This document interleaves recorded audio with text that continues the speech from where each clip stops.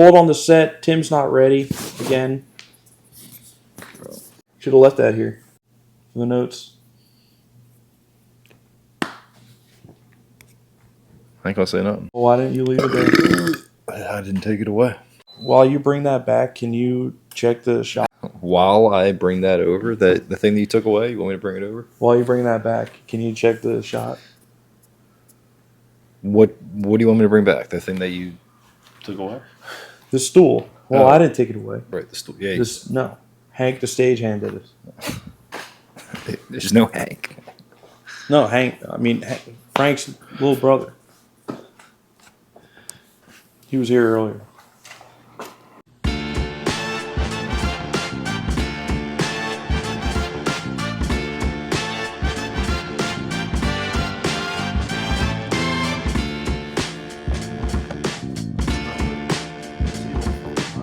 Hey everybody, welcome back to Hey Man, Listen Man. I'm Matt. I'm Tim. And we got some things to talk about this week. Specifically, we just got done watching the new Lil Dicky video where he dresses up as the Joker and blows stuff up and it looks like a movie. Check it out on our brand new Reacts channel, Hey Man, Listen Man Reacts.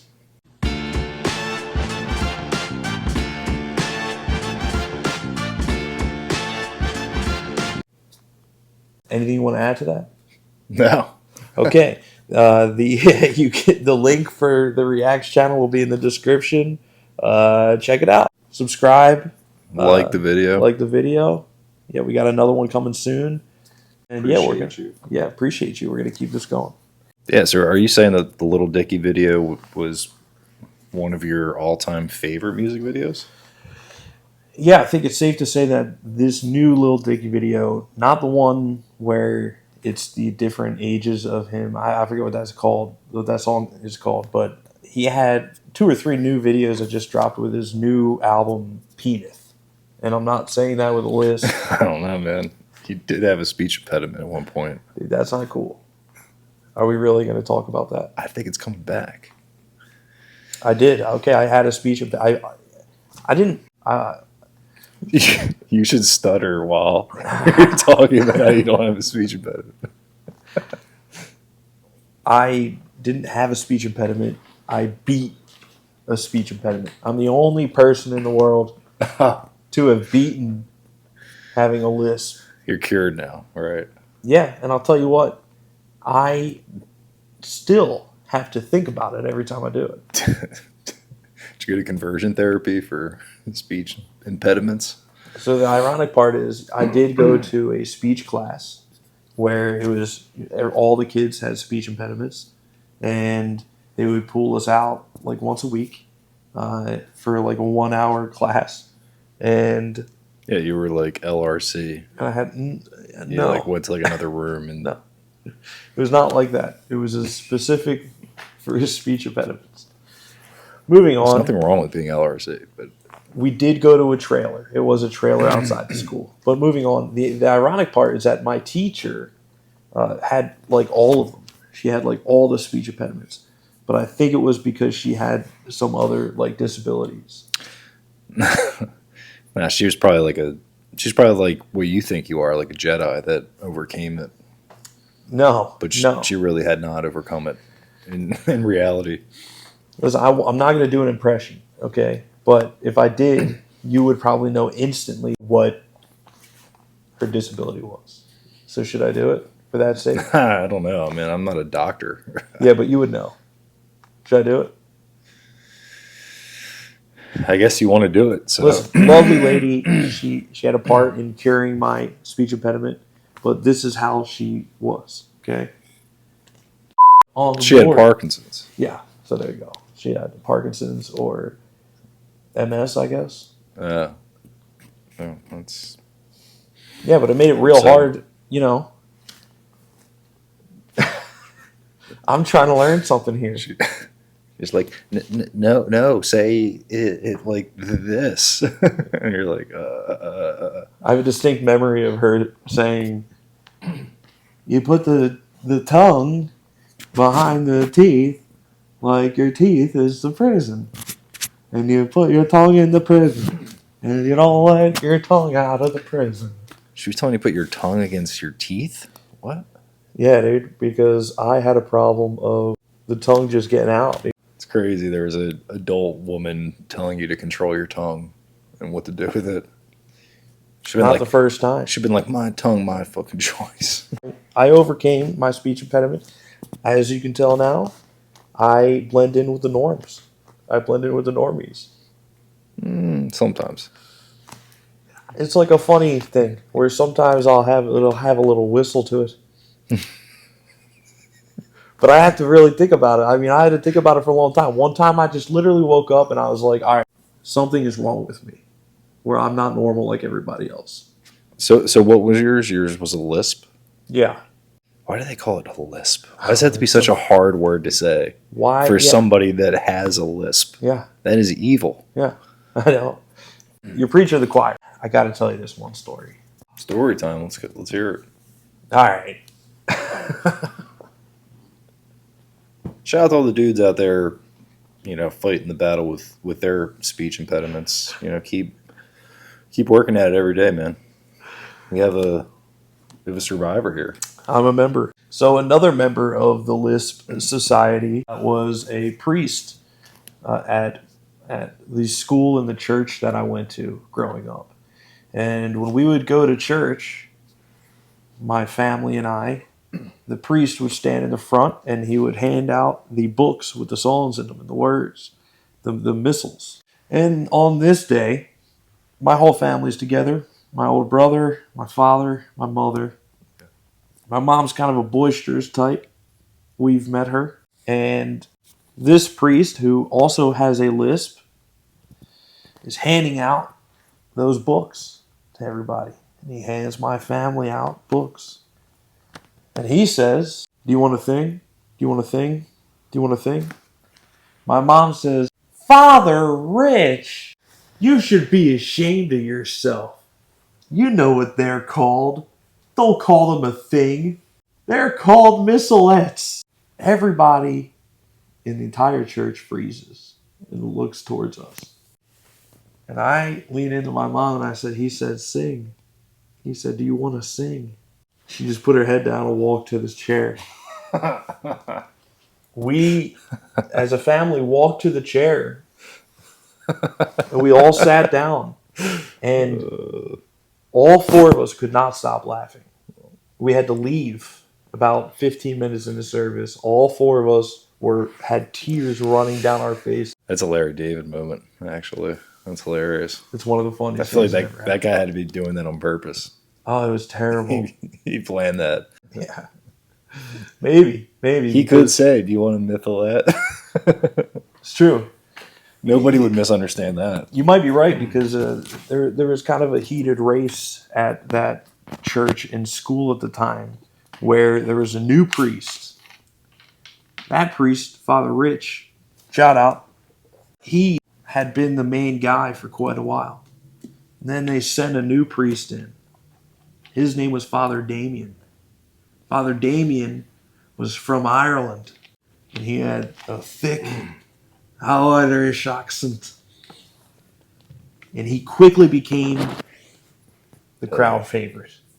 I mean, if you're going to service and you have a choice between hearing it in a stupid American accent with a lisp or in an Irish accent, what are you going to pick? There's nothing like a super Irish Catholic priest. Our Father. Yeah, like reading the Old Testament. Dude, it was epic. It hits differently. Let me tell you a little story about Father Damien. This is around the same time. It was one of the first days that Father Damien was there. And I think it was his third service. Maybe the first one that he was leading. And it was a night service. I believe it was around Christmas time. For some reason, there was one baby in the crowd who was not shutting the fuck up, dude. This baby was losing his shit. Father Damien's trying to do his homily. Baby is losing it. Father Damien stops his homily. He says, I think I'm going to sing this wee lass an old Irish lullaby that me ma used to sing to me.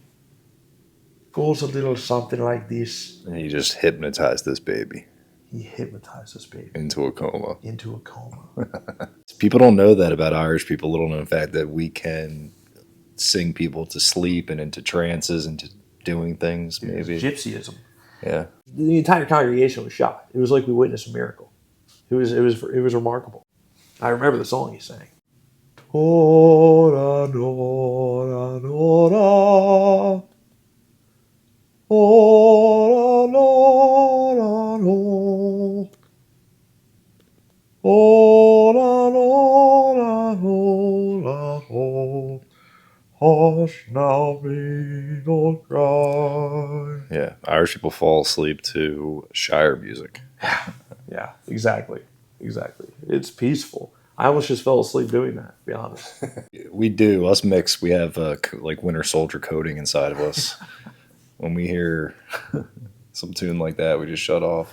Yeah. Whatever you do, don't play marching music and waltz. Yeah. Okay, because that makes me do something else. And don't play Dropkick Murphys at a wedding. That could get ugly. Yeah, especially if she's marrying a. Anyway, Back to you, Tim. so I finished a show, this week. Oh yeah. Oh, yeah. Oh yeah. Don't you know? I You watched know. Fargo. You watched Fargo, eh? Yep.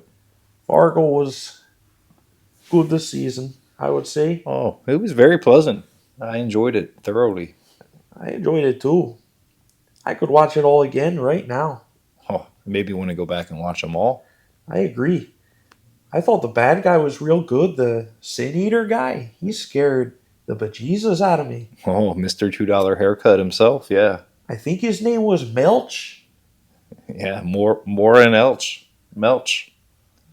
That guy was cool. Was he a time traveler or was that his descendant? I don't know, but some iconic characters, no doubt. Almost, bigger than that fella from the first season. I knew you were going to bring him up. Oh, I mean, You want trouble, don't you? he was a nice fella too. You. Okay, I'm not going to keep doing the accent because what you're saying is false. You cannot compare any of the villains from any of the seasons or the movie to season 1 of Fargo, the television show. Billy Bob Thornton as I forget his name. Yeah, I don't know his character's name, but great villain. Holy shit! I mean, we're talking about a legendary actor already, Oscar-winning actor, in fact, who slummed it for a season 1 show starring the son of Tom Hanks. Yeah, spinoff of a Coen Brothers movie, not done by the Coen Brothers. Right. Written and directed by a nobody. Yeah, really hadn't done much at that point. I mean, and that's my biggest takeaway from this season is like I'm mad at myself that I forgot that Noah Hawley is goated. He is one of the best doing it on television. I agree. Granted, he hasn't done a whole lot. He doesn't have the biggest portfolio ever, but he's still young, a lot of time. But what he has done with Legion and Fargo, if you haven't watched just Legion, good quality shows that you can just tell that he has to like be obsessed and like dive into these movies and like fully immerse himself to make them. he cares. He understands about every little detail about everything. Yeah. The music to the shots to whatever. I mean, in my opinion, Legion is goated in like another way where it will always be forgotten about. No one will ever talk about it. But you want to go on a journey with a mastermind behind, at the helm. Yeah. Very creative show. Like outside the box, trippy. Yeah. You don't even need to be an X-Men fan to really watch Legion. No, not at all. It's almost not even built for X-Men fans. But it also is. So Imagine MCU with Legion. It'd be crazy.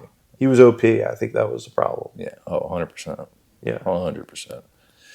But I love that about him. The final battle between him and the Shadow Monster, where it was all, a psychological, like, mind war.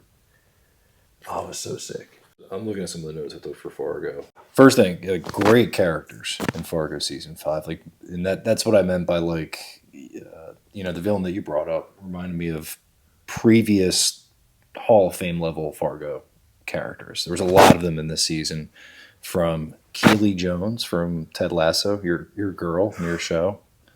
Let's call it the Hawley of Fame, Yeah, which will be just Noah Hawley characters. you can't say enough about what she did. God bless her. I don't remember her name as an actress. I just remember her. She's Keely Jones to me from Ted she Lasso. always will be forever. Yeah. But she transformed herself. She's now Nadine. Nat. Nat. She is Nat. Or, And if I see Dot. if I see any, She's Dorothy. She's Dot. Yeah. Dorothy. If I see anybody call her anything but Dot, I will kill them for her.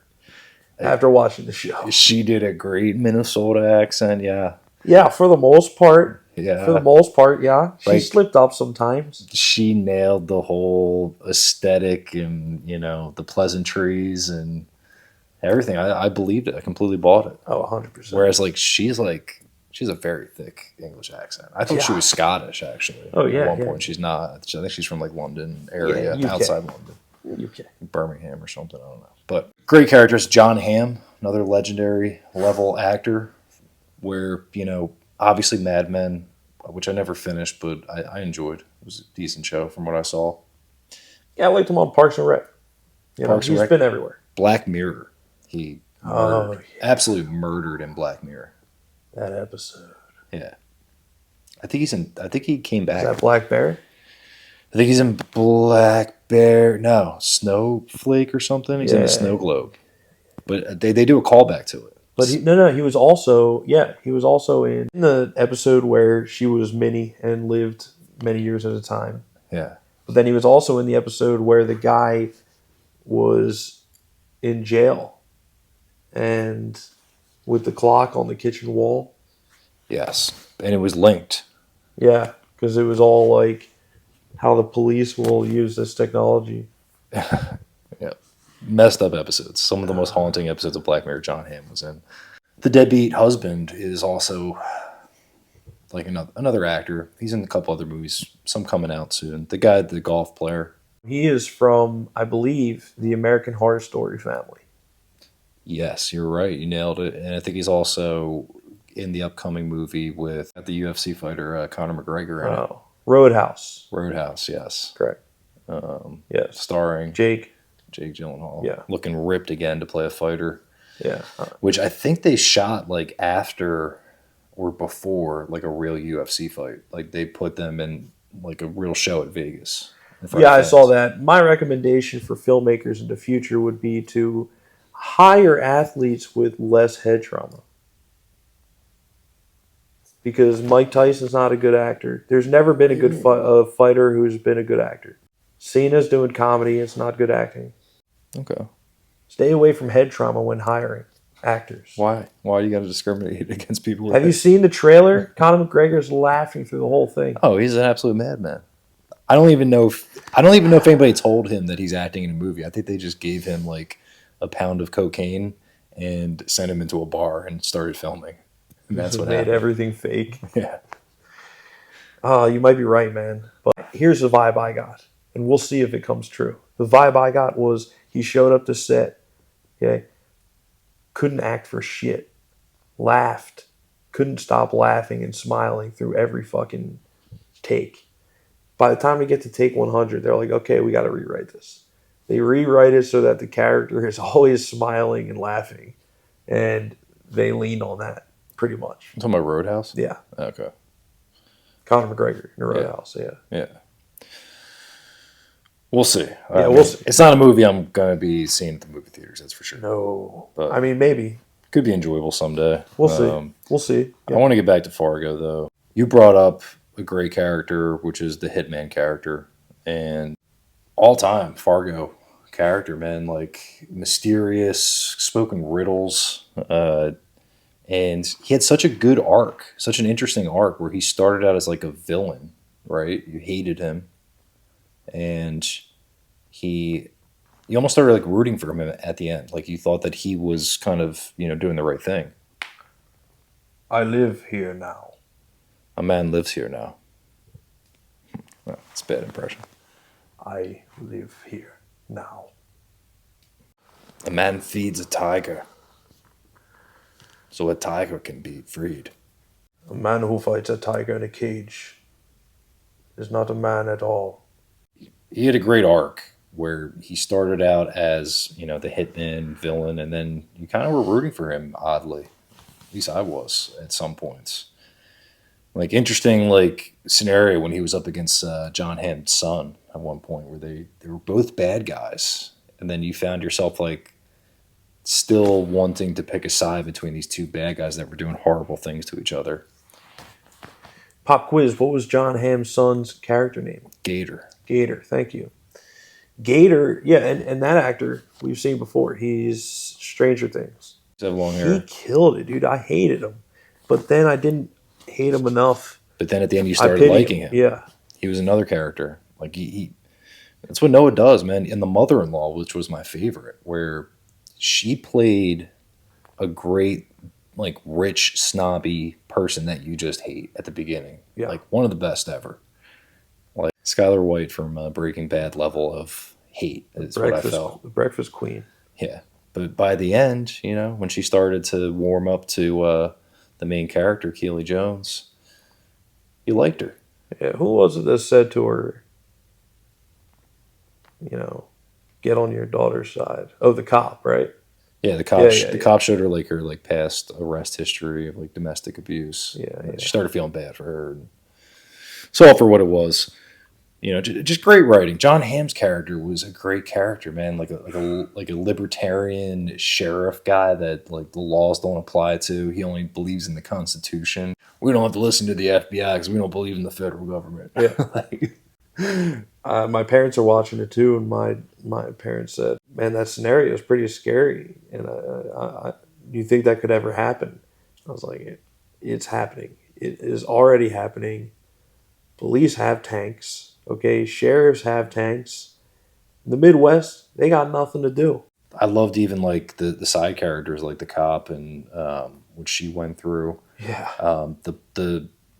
The state trooper that died at the end, the black guy. I think his name was like Trooper Witt or something, he did die. I forgot. which I hated. A little bit unnecessary. I didn't think they needed to kill him, and I felt that pain, man. You were rooting for him because he felt like he owed Keely Jones his life because she saved him.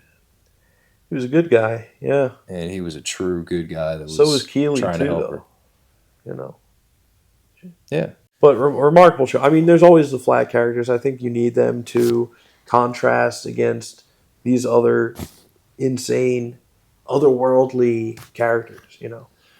Yeah, right. And that's kind of like what Fargo has always been is normal people, like regular everyday people coming into contact with some crazy like organized crime scenario. Right. Which, you know, when you think about most seasons, most of the main characters are kind of, you know, a good person. Plain Jane, nice, you know, your everyday neighbor guy. Now that we're going down this road, let's real quick go through the seasons and talk about, okay, because in my opinion, I'm just going to put my opinion out there right now. The only seasons that matter, okay, are seasons 1, 2, Oh, gosh. and this season. Wow. I thought you were going to say 4. Now, here's my deal. My deal is that 3 was Ewan? Was Obi-Wan? Yeah. And then 4 was Chris Rock. Chris Rock, which had potential at the beginning. Huge potential, and I love those characters. The acting was remarkable, but It was like a good 5 or 6 episodes and it fell off. yeah, I guess the writing just fell off. Yeah, it just didn't have that delivery that it needed. It didn't have a big bang, you know. It was a piece of art, beautiful, better than most TV anyway, but I'm willing to go as far to say that this season was the best season of Fargo. And I can defend it with every episode. I'm talking 1 through 10. Felt like a finale. There was some big kerfuffle that I was like, holy crap, this is really happening right now in episode 1, episode 2. Like, they had a bunch of like fight scenes and like breaking and entering in like the first 2 or 3 episodes where she's like fighting off bad guys like Home Alone style. Someone gets kidnapped and they're not kidnapped and then they're kidnapped again and yeah, people try to save them. Yeah, a lot of stuff going on. you could tell Noah is on another level, you know. It's not amateur hour with him anymore, you know. he's delivering in every episode. Right. Like the other theme I think of the movie that we haven't talked about is the whole creditors and debtors. I read an interview recently with Noah about this season where he said that he had never done debt and like the people who own the debts. And Well, nobody really has. yeah, It was an interesting perspective, right. for once. And showing and exposing their power and the control they have over really all of society. The funny thing is, this was more modern. They even referenced, this took place in 2019. They referenced, Student loans. they said, the big orange idiot. Oh yeah, they showed a Trump rally at one point. Yeah. John Hamm's wife's like, I love him so much. Like even your daughters like him. Yeah. And they're like, can we go out and play or watch something else on TV? That's what I haven't done yet. I forgot to do. I probably should do this for all the seasons. It's kind of the main thing about Fargo is it's based off a true story, and I haven't looked up the true story for this one and like how accurate it was. Because they say, not just that it's a true story. They say, and out of respect for the dead, everything is told exactly as it happened. We just changed names. I don't know how true that is. Like, come on. Well, that's like an ongoing joke, kind of, that the Coen brothers started. So it's not actually true. None of it is. None of the stories. Not at all? None of them. What? Nothing. Oh, I thought they were somewhat loosely based on None of them. something. Okay. Nothing. We'll cut all this then. Not one of the stories. No. Sorry. I mean, when you look at all the seasons, and then season 2 is obviously the Gerhardts and Ed the Butcher, right? And Kirsten Dunst. Yeah, it's Landry from Friday Night Lights. Right, and it's also, his character name in the show is Rory, but it's Culkin. Mm-hmm. It's not Rory Culkin.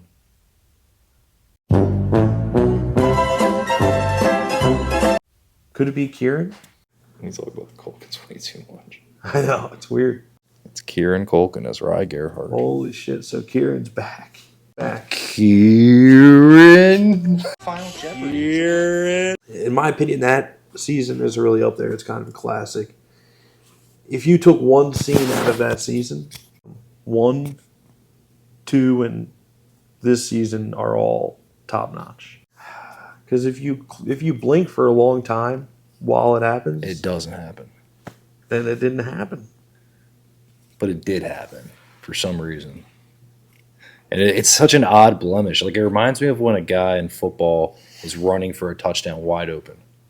And he has the ball. He just needs to run 20 more yards. Yeah. Nobody's around to tackle him. And he trips over the 10-yard line. Yeah. Out of nowhere. And doesn't score. Yeah, the Eagles last year. Yeah. Yeah. This year. So obviously what you're referencing is in season 2, there is a UFO. That comes out of nowhere. The season is about a crime family, much like The Godfather. And much like in The Godfather, it would have been off-putting if there was a UFO. Right? And so... Would have been out of place, let's say. Can I just explain how it happens, which is the funniest thing about it to me? Like you said, it's a very short clip because how it happens, like, how, I don't know what they call it in, like, filmmaking where... you change scene and like I guess it's an exterior shot, right? Is that a term for it? And I think they go to like a motel. It's like the main character's at this motel and they're just telling you, hey, we're back at this scene, this place. And during that exterior shot, a flying saucer appears out of nowhere and just abducts somebody. And then it flies away and then they just get on with the story and they go into that motel room and continue on like nothing happened. They never talk about aliens. It's never addressed whatsoever. There's not even like a news report, I don't think, in the background. Yeah, I don't even think we need to talk more about it. It's infuriating. Yeah, it's such a blemish. It's like the entire ending of The Leftovers. I don't know if you ever saw. But I love you, Noah. I still love you. I don't know if you ever saw The Leftovers. Don't bring up The Leftovers. I don't even eat leftovers anymore after watching that show. You just let the mystery be. Think I'll just let the mystery be. Noah is working on a project right now. Really? Do you know anything about this? No. He is working on a television show that is a prequel to Alien. It's going to be in the Alien verse. Well, you know what I'm going to ask. I'm fascinated. You know what I'm going to ask. Are they keeping Prometheus canon? I don't know the answer to that question, but I think they have to, because wasn't that Ridley? Like, I think he directed those still, didn't he? Yeah, but maybe he just swallows his pride, says, damn, I fucked up. You didn't like Prometheus? I loved it, Oh, okay. but a lot of people didn't. Oh, really? Yeah. I thought Prometheus nailed it. That's why I'm interested in this Alien Well, show. remember, you gotta grade it by its trilogy, by the trilogy, right? Because it was 3 movies. And I saw all 3. And you're defending all of them? Okay, there was some lulls. Yeah, it fell off majorly. Yeah. Prometheus was epic. The first one was amazing. Had so much The promise. second one was pretty good still, too. I think it was the third one wasn't great. They all became campy. The first one teased this bigger world and this bigger conflict. And then they all became super campy. And became all about Michael Fassbender. Or not. Yeah. The robot guy. Yeah, Michael Fassbender and his twin. Who do you think it was for a second? The Skarsgård. Skarsgård, yeah. I thought it was a Yeah, Skarsgård. dude, you can never be sure. It could always be a Skarsgård. If it's a white guy, It's a good chance. he might be related to a Skarsgård. Very good possibility. So I'm hoping that Noah's Alien show is related to Prometheus. 100%. That would make it a lot better. Did you hear that? Frank, play the music. Cigarette time in America. America. America. Cigarette time in America. America. Secret Time in America this week is brought to you by Built to Lead. 7 Management REWARDS Principles for Becoming a Top 10% Manager Success. This is, in my opinion, the best title for a book that is out there because it's clear and concise and it makes sense. Let's go through it real quick. Built to Lead. We're making sense so far. 7 Management. Now this is where it gets interesting. What is that called? An anagram? An acronym. Is that an acronym? I think it's an analogy.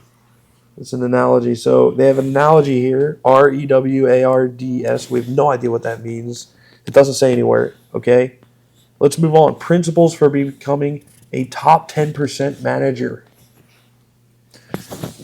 Yes, I was recommended this. Success. You forgot the last word. Okay. Success. Yes, I was recommended this book at a multi-level marketing meeting at someone's backyard a couple years ago, selling herbal energy drinks. Wow. So it's... Oh, no. Oh, no. Oh, yeah, it's David Long. He's the founder and CEO. Okay, so... I can't. Who the fuck is Zig Ziglar? Pull out a fucking cigarette. David believes and lives to his very core what Zig Ziglar said was required to become truly successful in life. Zig Ziglar said, is this a cult? Yeah, You can have anything you want in life if you will first help others get what they want. Yeah, dude, these are like self-help books or like career books. So the topic for today's Secret Time in America is Epstein's Island. No, we're not talking. Dude, we're going to get a strike. No, they just found out that Stephen Hawking would go there. And I can tell you this much. They didn't bring him there to change light bulbs. That's crazy. Epstein Island was handicap accessible, ADA regulation. Yeah. The most crazy thing about it is what he apparently liked to do. which was sexual encounters with little people specifically. That wasn't the whole story. He liked to watch little people do math problems, which I can relate to. I like to watch my girlfriend play Madden. They get so hot. I don't want to get dark. I'm going to get a little dark here, okay? You're walking down a hallway. You hear some ruckus in the room down the hallway. You walk down there, the door's open. Where? Down the hallway? Yeah. Tropical air. You hear the waves, seagulls. Beautiful place. You can smell it. You can hear it. Because the door at the end of the hallway is open to the beach. Moving on. Someone's using the meditation app. You open the door and you see 3 little people, buck naked, standing at a little whiteboard, solving complex math problems. Yeah, they're doing like matrices. And you peek your head in and you see around the corner, okay, Stephen Hawking is out of the chair. He is like a curled up like fetus. He's not really disabled. He's disabled. He can get out. No, he's all like the guy from Scary Movie. He's all. Oh, they strapped him up. No, He's no. like He is just curled up on the floor, just watching. I think he should be in some. No, he's like this. Look, he's like this. He's just watching, and he's in the chair. He's on the floor. Okay. He's laying. He's on the floor. He got out of the chair, and he's just watching. And you see he's butt naked. You see his fucking deformed. Like I said, he looks like an old man fetus, and he's just watching them. And he's like, oh. You can't. I can't do that on YouTube, but Can't do any of this. He's just spinning like a top on his penis on the floor. He's just like, oh. Because there's no way to communicate. I think I have a Stephen Hawking joke. Dude, I wrote this a year ago. Stephen Hawking went to Epstein Island, apparently. Who knew the island was handicap accessible? I already used that today. But we already knew that since Prince Andrew went there. Who knew what Stephen was hawking all these years? I have a joke about Tyrion Lannister changing a light bulb, but I won't tell it because that would be a low blow. Interesting fact about Tyrion Lannister and Stephen Hawking, both remarkably good at eating muff. It's hilarious. I just found that joke in my notes. I searched Hawking and I found Matt's jokes. Well, that's a low blow. Both apparently legendary eating muff. Think about it. There's a line before that I missed. How many people does it take to change a light bulb? 3 if you're hanging out with Peter Dinklage and Stephen Hawking. We got some quality Stephen Hawking jokes. I have another one, actually, about Epstein Island, which is one of the girls complained to Jeff Epstein about too many hand jobs getting given out. So Jeff had to put in a handicap for the day. I always knew Stephen was up to something, though, man. I mean, he was never up anywhere. He couldn't climb stairs. Well, he was back in the day, before the math took over his body. Back when he was Newt Scamander. It's the only way I see Stephen Hawking is the actor who played Newt Scamander. Oh, from the Fantastical Beasts. Yeah. And Where to Find Them, which I guess is They never even tell you where to New find York. Yeah, they don't really say it specifically. I guess you got to read between the lines. How hard is it to give us every perspective of World War II? That's all we want. Give us Harry Potter, World War II, please, and thank you. Okay? Give us Captain America. Get us, well, we got that. Get us, here's another one. Get us Peaky Blinders, World War II, please. I think it's going to be the movie. And thank you. Give me Uhtred, okay? Son of Uhtred. Can we make Uhtred immortal and just bring Uhtred, son of Uhtred? No, dude. You can't Lord of Bebenberg? Can't have Uhtred marching for the... How sick would it be if Uhtred was in World War II? He would definitely be fighting for the Allies on the inside. I am Uhtred, son of Uhtred. and I woke up from a long slumber in a fierce war against good and evil. I refuse to wear their armband, but I will slay every Nazi I come across. This is my burden. This is my right. Destiny is all. Destiny is all. I'm Uhtred, son of Uhtred. In other news, we're going to move on. I don't know where that went. Get away from some show reviews and talk about... Because real quick, think about Uhtred with Hitler's head in his hand. He's got his hair. He's got like a sword. And he's standing at the top of like the Reichstag. He's like, I am Uhtred. And this is your destiny. Hitler's head. And just save the world. Millions of Jews. Yeah, that should have been the ending to Inglourious Bastards. Instead of the machine gun. Yeah. Just Uhtred comes out of nowhere. Destiny! All right, we're going to get away from shows and movies. Something that happened within the past couple of months I just learned about recently is that Shia LaBeouf is becoming a deacon currently in the Catholic Church.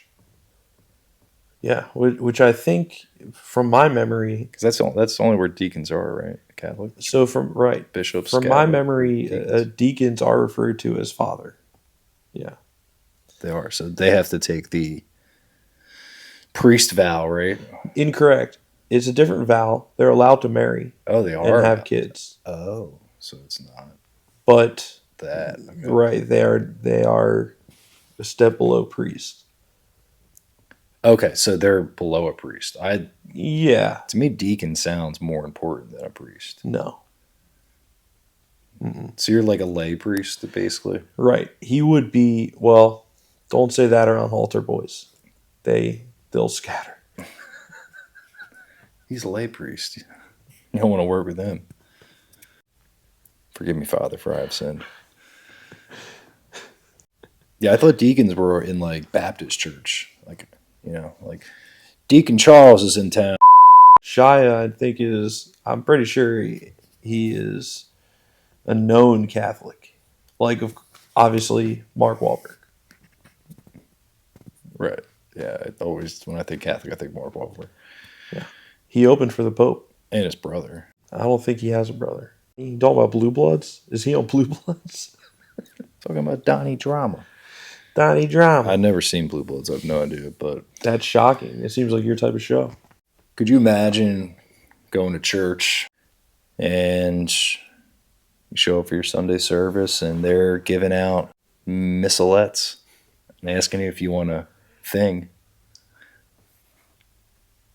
Is Shia LaBeouf, the man himself, Indiana Jones Jr. Say that again. And there is Shia LaBeouf, the man himself, Indiana Jones Jr. Even Steven. Father Shia.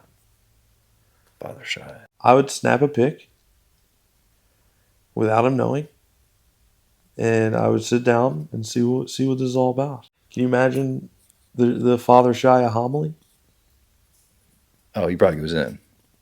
And he probably moves you. He's probably theatrical. He probably cries. You probably cry. We cry. Oh, he cries too. Everyone cries. At the very end, he goes, "You just have to do it." He's a wild man. He's worn many hats in his life, but Deacon is maybe the wildest one. It's pretty wild. He just did play, I think he was a cardinal. He might be a saint now, pious. But I believe he was the last priest or cardinal to have the stigmata. I believe his name was Father Pius. Well, not Pope Pius? Maybe. So there's a movie that you have been telling me to watch, okay? 2 movies. We'll talk about one today, or both if we have the time. But you've been telling me to watch Saltburn. Yes. Now, in terms of you telling me to watch movies, I usually have to be ready. I have to brace myself a little bit. And I had heard some things about this movie involving a bathtub and bathwater that... Let's rephrase that first, though. When I recommend movies, you know they're going to be interesting. I've never recommended a movie that was boring Fair enough. or did not make you go, wow.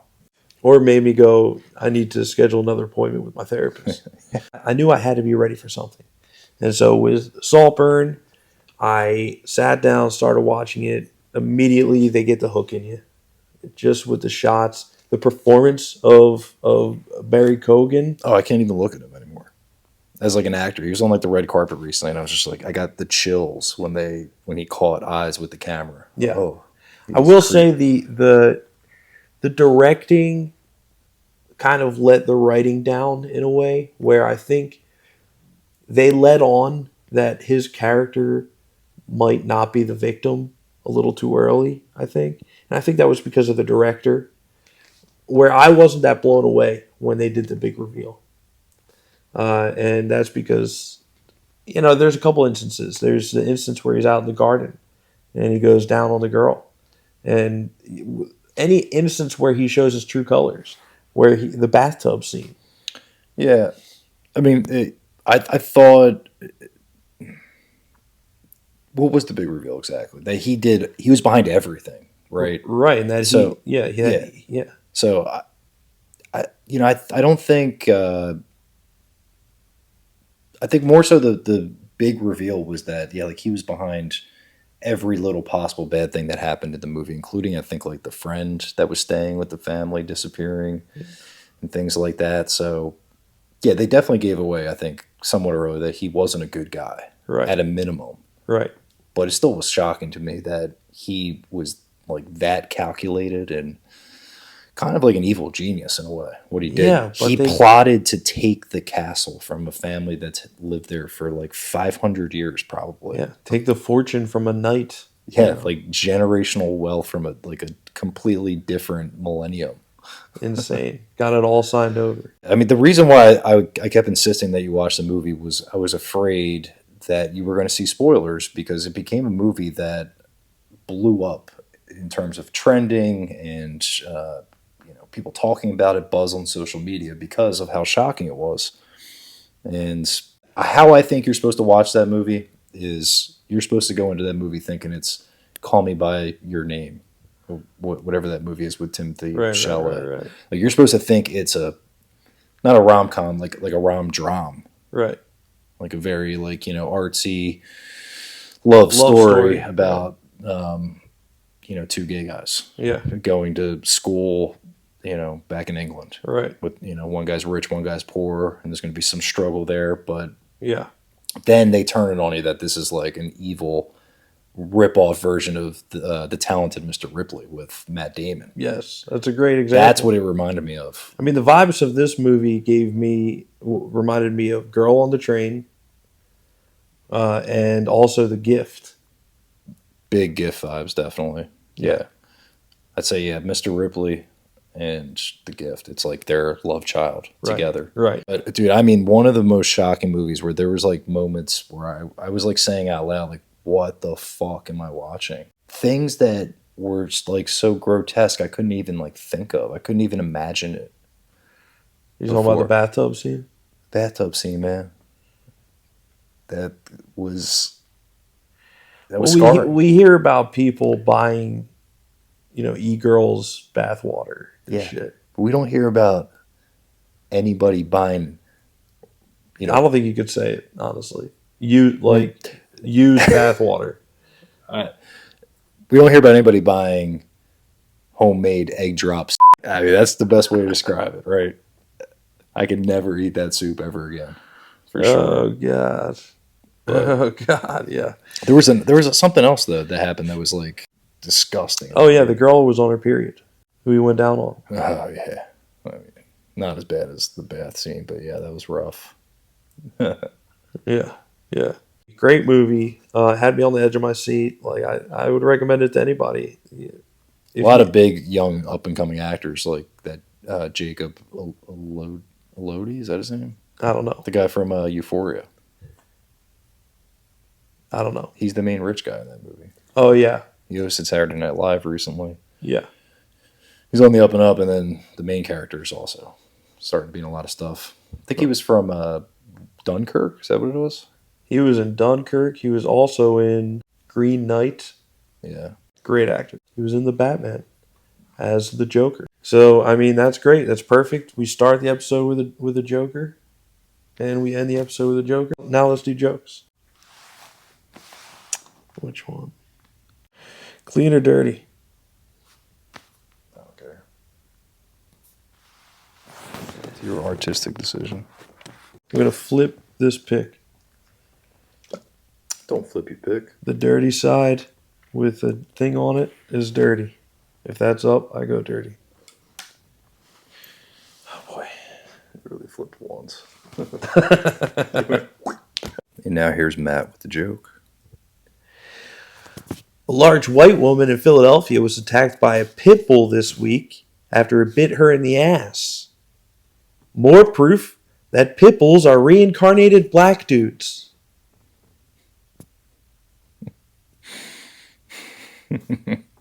Ladies and gentlemen, it is my pleasure to bring to the stage Tim with a joke. Dying is scary, right? Well, don't worry. I learned from my nana that the best way to deal with the anxiety of your inevitable death is to tell everybody that you're going to die soon. Fuck, I forgot the next part. I dropped the phone. You got Stephen Hawking hand. I had to like this. You can't redo it. No, you're just going to cut and you're going to bring it right back in here. Fuck, where is it now? Like you're at Thanksgiving and Nana's like, try that again. Like you're at Thanksgiving and someone's like, pass the mashed potatoes.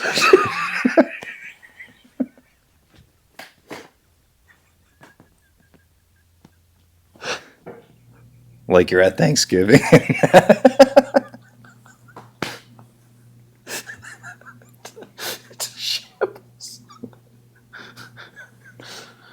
Like you're at Thanksgiving and your brother's like, can you pass the mashed potatoes? And Nana's like, I'm going to pass away soon. And everybody's like, oh, Jesus Christ. Pass the cream corn? That reminds me, I want to be cremated. Ruins every holiday. This has been another episode of Hey Man, Listen Man. Like you're at Thanksgiving. Mashed potatoes. Pass the mashed potatoes. This has been another episode of Hey Man, Listen Man. Subscribe, hit that like button. Comment down below that you're going to die soon, probably too. And it'll make us all feel better. Yeah. Thanks for joining us. Hope everybody feels better now and cheerful. Great, happy episode. Can we end it on something else? Say your thing. Live life. Don't let it live you. Ooh, that was bad timing. I forgot what your line was. Yeah, what the fuck, Oh, dude? man. God.